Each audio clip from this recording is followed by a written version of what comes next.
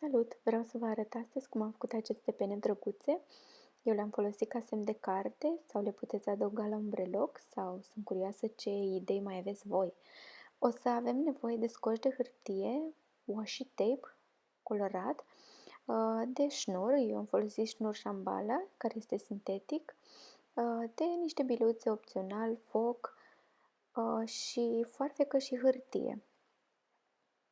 Voi lua prima dată o bucată de washi tape, eu am tăiat cam 7 cm, dar le puteți face și mai mari sau mai mici în funcție de cum doriți. Voi lipi bucata de washi tape pe foaia de hârtie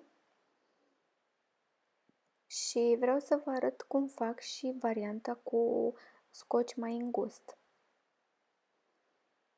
Pentru acesta voi lua două bucăți de scoci și le voi lipi una lângă alta, fără să le suprapun, pentru că washi tape nu se lipește prea bine unul peste celălalt. Și le voi decupa.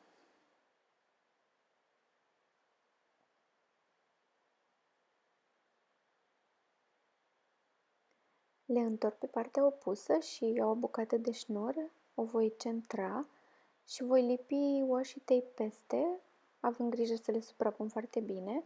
Pentru cel din scociul îngust, prima dată pun pe centru și apoi pe laterale încă două bucăți, așa cum v-am spus, fără să le suprapun.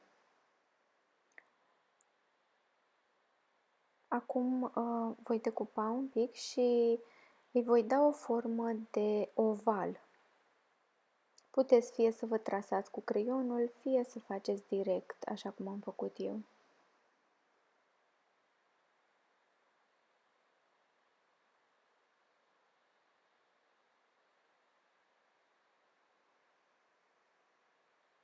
Pentru a face franjurile, voi tăia din aproape în aproape cu foarfeca, nu direct, ci oblic, așa cum sunt penele de pasăre, și faceți așa și pe ambele părți.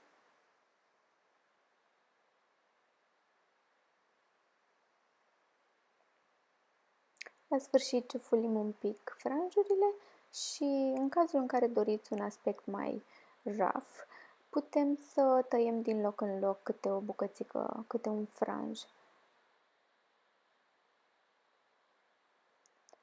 La sfârșit am făcut niște noduri și am adăugat biluțe.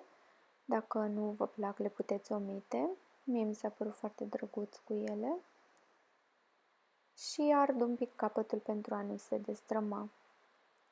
Acesta este rezultatul final. Sper că vă plac și sunt curioasă ce întrebuințări le-ați găsit voi.